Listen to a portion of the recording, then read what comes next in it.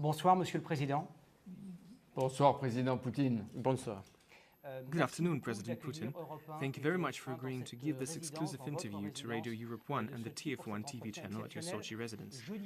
On Thursday evening, you will meet with President François Hollande in the Élysée Palace, and the next day you will attend the D-Day 70th anniversary commemoration.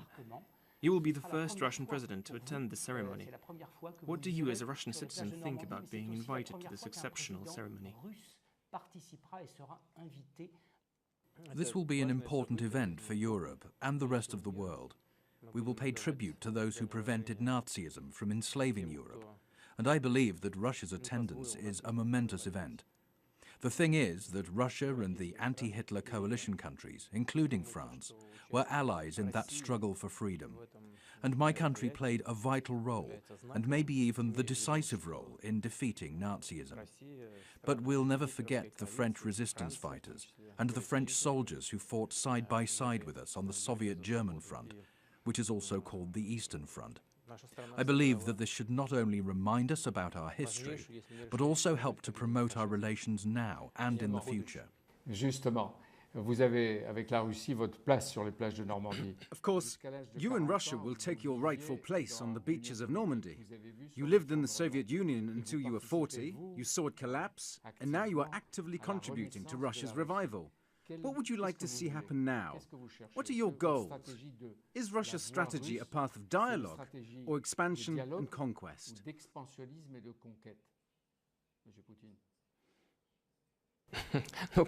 Well, a policy of expansionism and conquest has no future in the modern world. We're confident that Russia can and should be a partner with its traditional allies, in the broad sense, now and also in the future. This is what we want, and this is what we will keep working towards.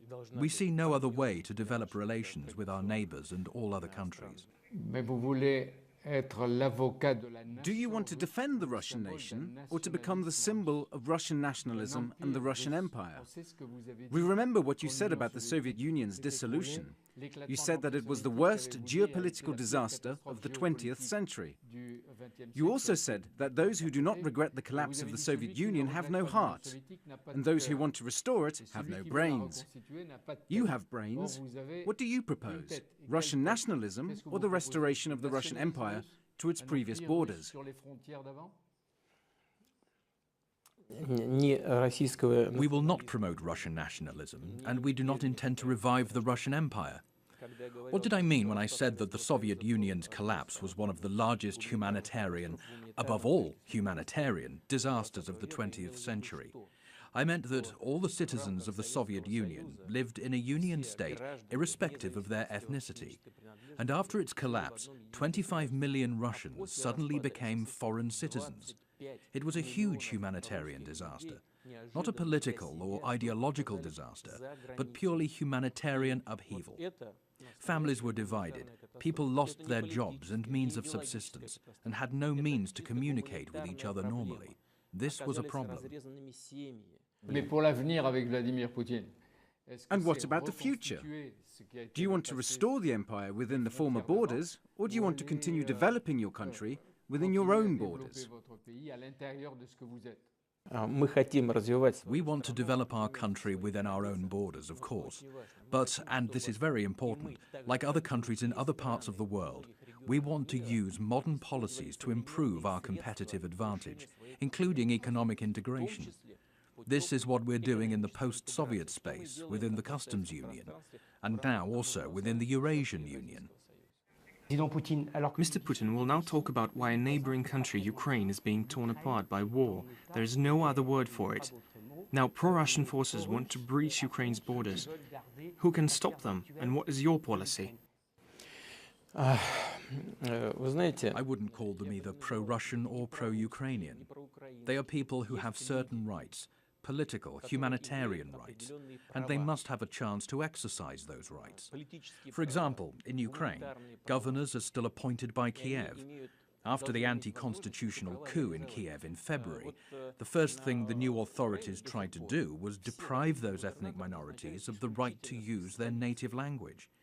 This caused great concern among the people living in East Ukraine. You did not let this happen, but are you saying that we are on the verge of another Cold War?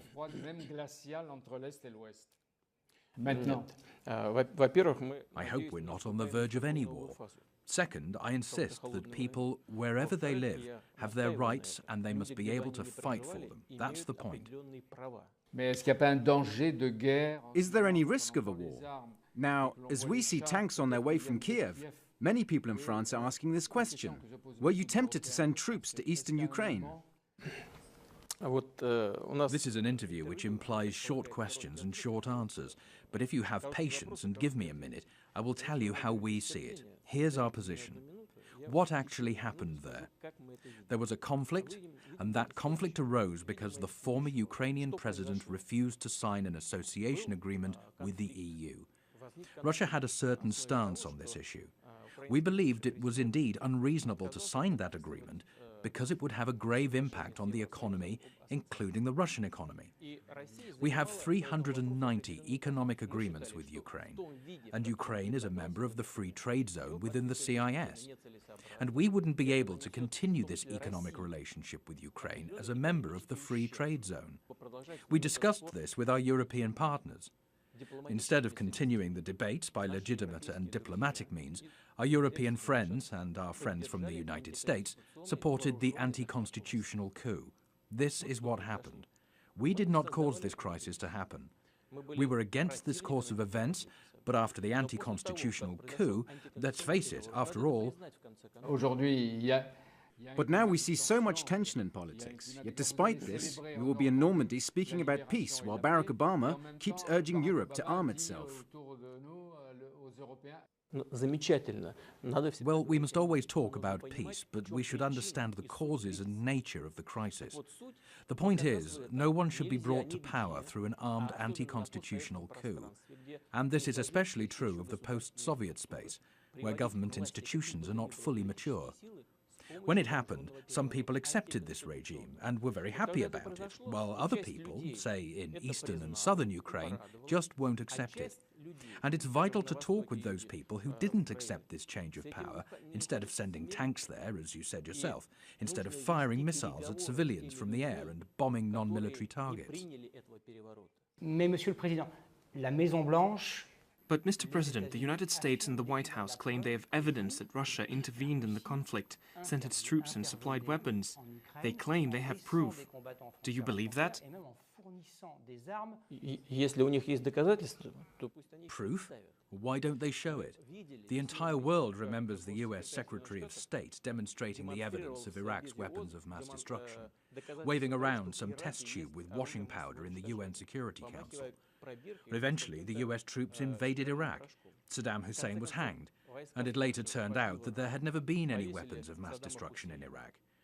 You know, it's one thing to say things, and another to actually have evidence. I will tell you again, no Russian troops. Are you saying the US is lying? There are no armed forces, no Russian instructors in southeastern Ukraine, and there never were any. So you do not want to annex Ukraine, and you never tried to destabilize the situation there? We never did that. The Ukrainian government must now sit down and talk with their own people instead of using weapons, tanks, planes and helicopters. They must start the negotiating process. The new Ukrainian president was elected on the 25th of May through a democratic vote. Do you recognize Mr. Poroshenko as legitimate president? I've already told you and will say it again.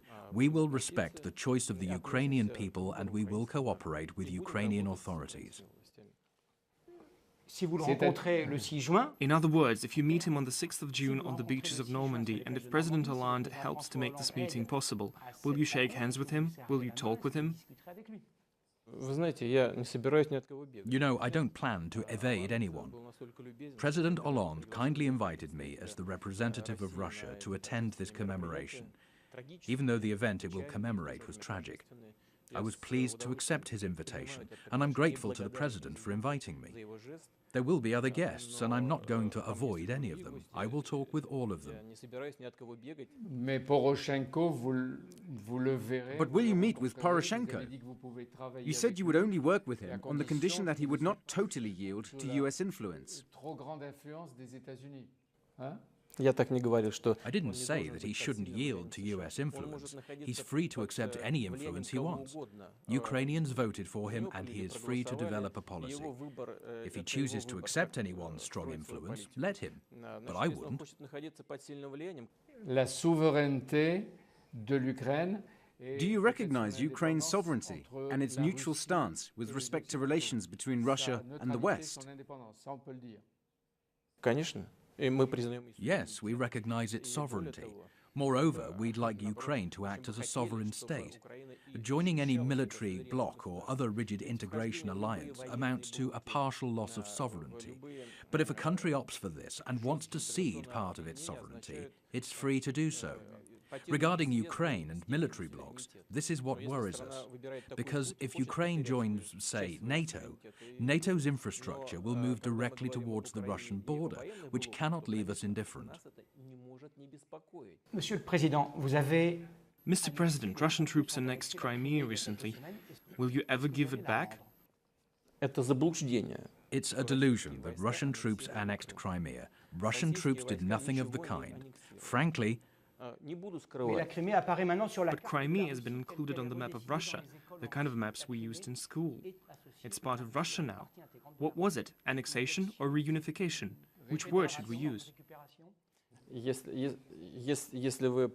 if you'll let me finish, I think you'll see what I mean. Russian troops were in Crimea under the international treaty on the deployment of the Russian military base. It's true that Russian troops helped Crimeans hold a referendum on their A, independence, and B, desire to join the Russian Federation. No one can prevent these people from exercising a right that is stipulated in Article 1 of the UN Charter, the right of nations to self-determination. In other words, you will not return Crimea. Crimea is Russia. Is that it? In accordance with the expression of the will of the people who live there, Crimea is part of the Russian Federation and its constituent entity.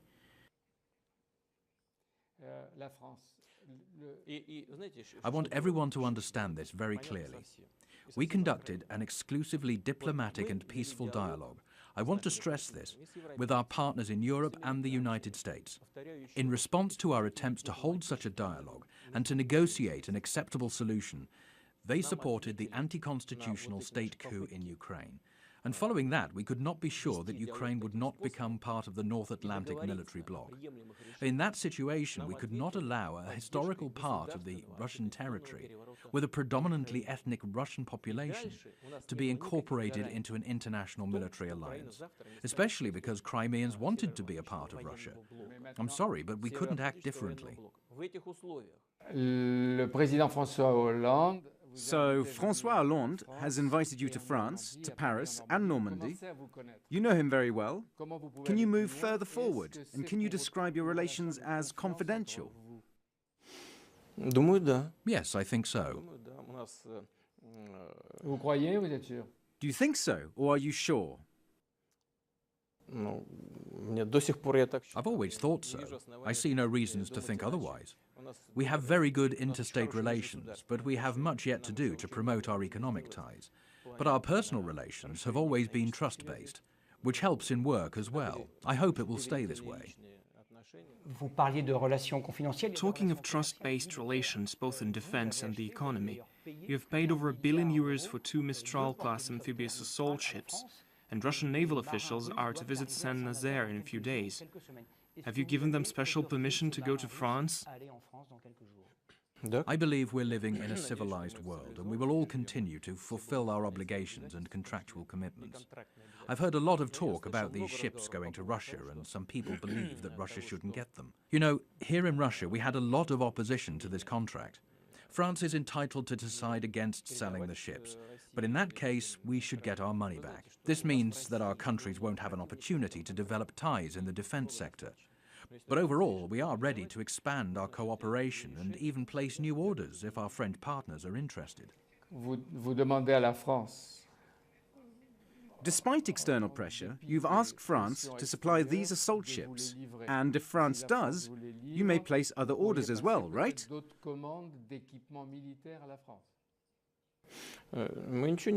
We expect our French partners to fulfill their contractual obligations.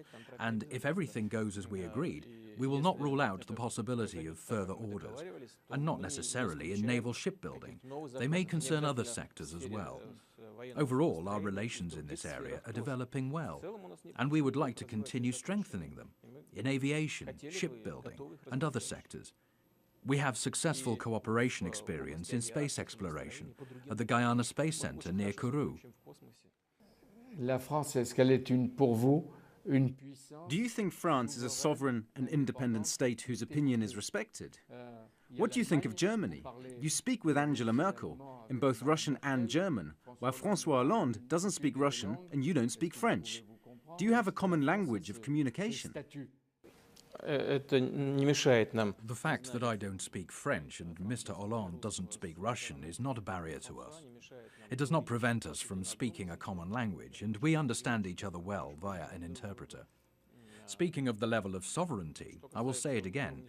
Any country that becomes a member of a military alliance gives away some of its sovereignty to a supranational body. For Russia, this would be unacceptable. As for other countries, it has nothing to do with us. They have to decide such matters for themselves. In this regard, I think of the Gaullist tradition and General Charles de Gaulle, who protected France's sovereignty. I think this deserves respect. And there's another example, François Mitterrand, who spoke of a European confederation, with Russia as a member. I think this opportunity still exists, and we will have it in the future.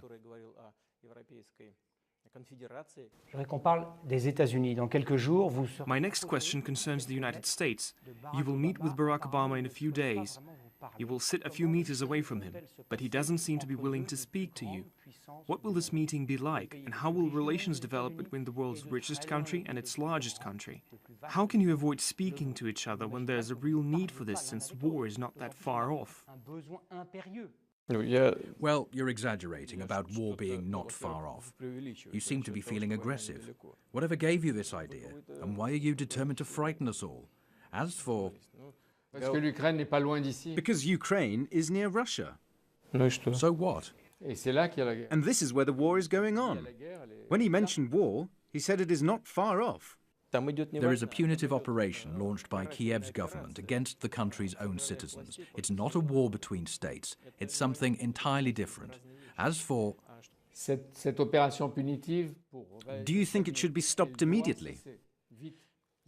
I think Mr. Poroshenko, who has no blood on his hands so far, has a unique chance to halt this punitive operation now and start a dialogue with the people of southeastern Ukraine. As for my relations with Barack Obama, I have no reason whatsoever to believe he is not willing to talk to the president of Russia. But ultimately, it's his choice. I'm always ready for dialogue, and I think that dialogue is the best way to bridge any gaps. We have been in contact until now. We've talked on the telephone regularly. Russia and the United States are experiencing some problems. Are these problems between two powers or between two people, Barack Obama and Vladimir Putin? Problems between countries always exist, especially between such big countries as Russia and the United States. There have always been some issues, but I don't think we should go to extremes. At any rate, it wouldn't be our choice.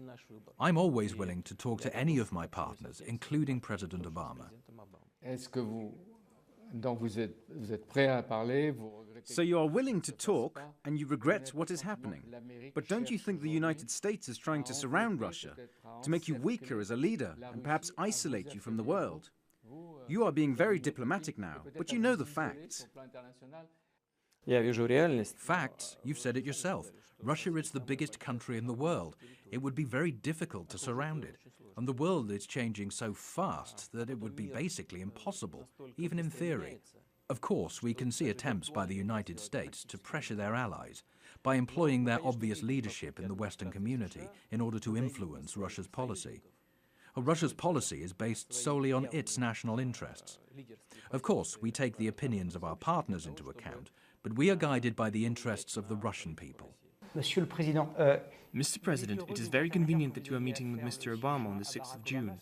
Perhaps it would be worse if you were meeting with Hillary Clinton. Only a few days ago she said that what Russia is doing in Eastern Europe resembles what Hitler was doing in the 1930s. It's better not to argue with women.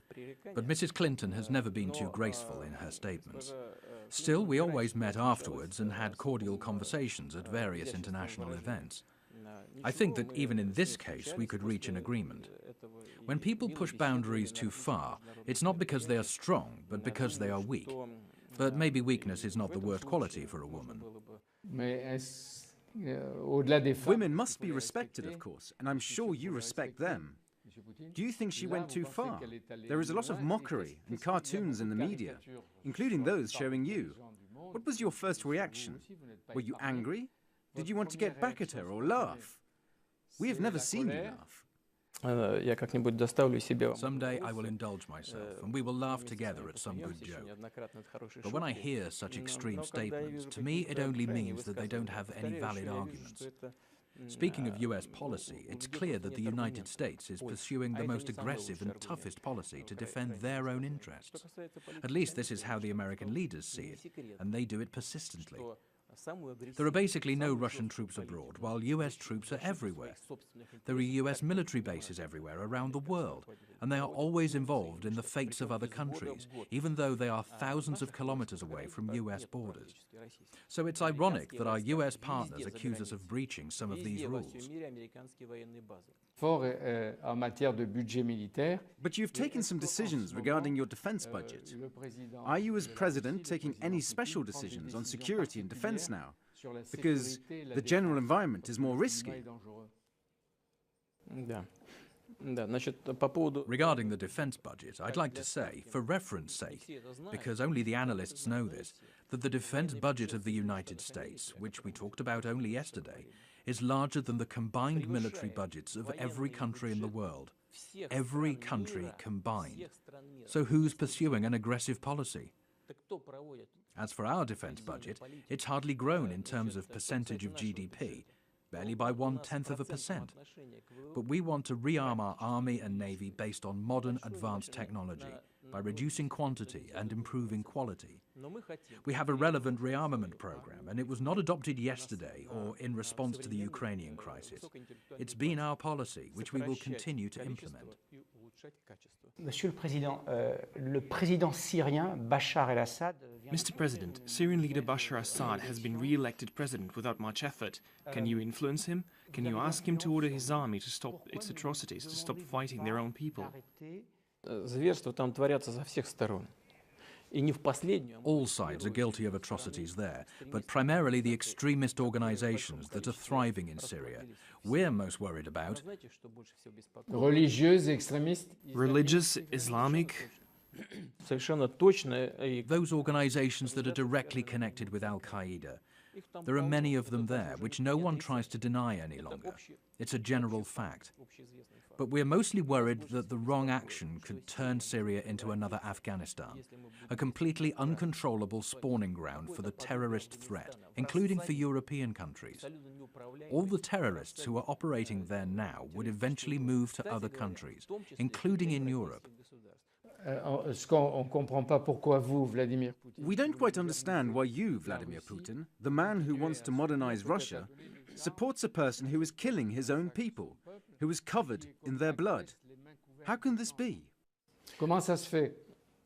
I'll explain very simply and clearly, and I hope that the majority of the French people who are watching and listening to this interview will understand me. We very much fear that Syria will fall apart like Sudan. We very much fear that Syria will follow in the footsteps of Iraq or Afghanistan. This is why we would like the legal authority to remain in power in Syria, so that Russia can cooperate with Syria and with our partners in Europe and the United States to consider possible methods to change Syrian society, to modernize the regime and make it more viable and humane.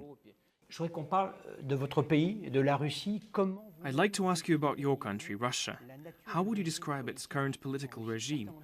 Some describe it as a democracy, while others argue that Russia is so huge that it needs an iron hand. How does Vladimir Putin define the Putin regime? The current regime is not connected to any particular person, including the incumbent president. We have common democratic state institutions, although they reflect Russia's needs. What are they? The overwhelming majority of Russian citizens tend to rely on their traditions, their history, and, if I may say so, their traditional values. I see this as the foundation and a factor of stability in the Russian state, but none of this is associated with the president as an individual. Moreover, it should be remembered that we only started introducing standard democratic institutions recently. They're still in the process of evolving.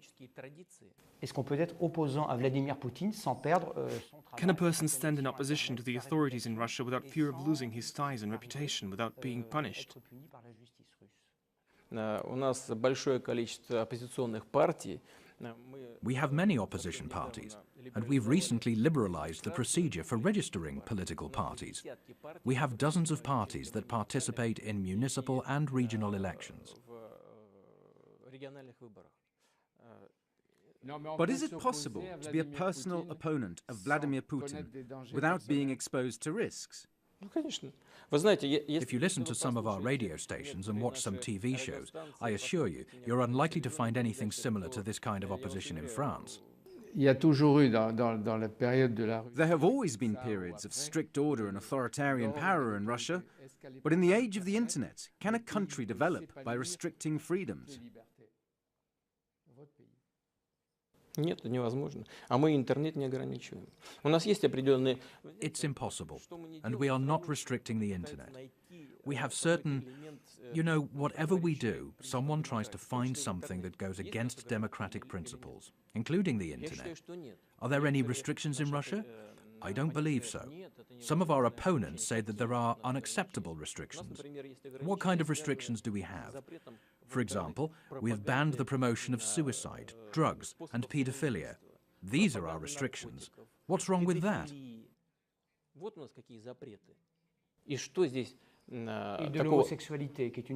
And homosexuality. It is not pedophilia. It's a different story. That's not true. We did not ban homosexuality. We banned the promotion of homosexuality among minors. You see, these are two different things. In the United States, since we talked about it, homosexuality is illegal in some states. We impose no criminal liability whatsoever.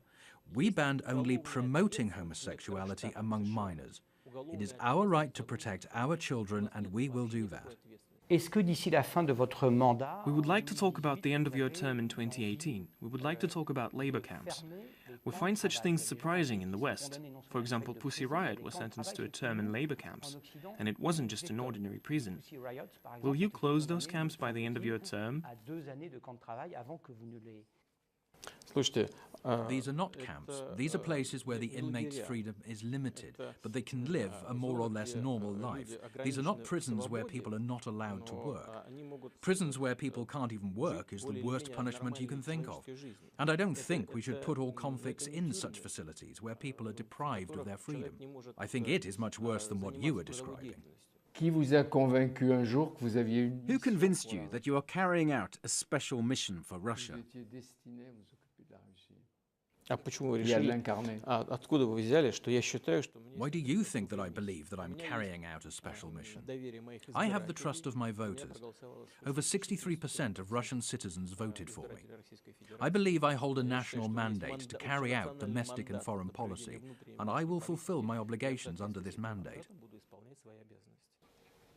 Et dans la longue histoire de la Russie, do you have a role model in Russian history? Are you guided by Soviet or Russian politics? I have great love and respect for Russian history and culture. But the world is changing, and Russia is too. Russia is part of the modern world, not the world of the past, but the modern world. And I believe it has an even greater future than some other countries that can't take care of their young people, of the new generations, of their children, and believe that they can just let things slide. Une toute dernière question, Monsieur le Président. Le magazine américain Forbes And the last question, Mr. President. In 2013, Forbes rated you as the most powerful person in the world. Were you flattered by this title? You know, I'm an adult, and I know what power means in the modern world.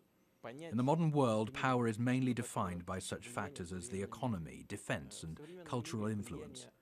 I believe that in terms of defense, Russia is, without doubt, one of the leaders, because we are a nuclear power, and our nuclear weapons are perhaps the best in the world. With regard to cultural influence, we are proud of the Russian culture, literature, the arts, and so on. As for the economy, we are aware that we still have a lot of work to do before we reach the top. Although lately we have made major strides forward and are now the 5th largest economy in the world. It's a success, but we can do more. Vladimir Putin, l'histoire ne... We don't know yet how Vladimir Putin's era will go down in history. What would you like to be remembered for? And would you like to be seen as a democrat or an authoritarian leader? I would like to be remembered as a person who did the best for the happiness and prosperity of his country and his people. Merci. Bon séjour en France. Thank you very much. Have a good trip to France, Mr. President. Goodbye.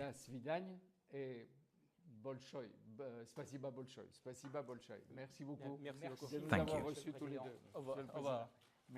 Resistance fighters and the French soldiers who fought side by side with us on the Soviet-German front, which is also called the Eastern Front. I believe that this should not only remind us about our history, but also help to promote our relations now and in the future. Justement, vous avez, avec la Russie, votre place sur les plages de Normandie. Of course, you and Russia will take your rightful place on the beaches of Normandy. You lived in the Soviet Union until you were 40, you saw it collapse, and now you are actively contributing to Russia's revival. What would you like to see happen now? What are your goals? Is Russia's strategy a path of dialogue or expansion and conquest?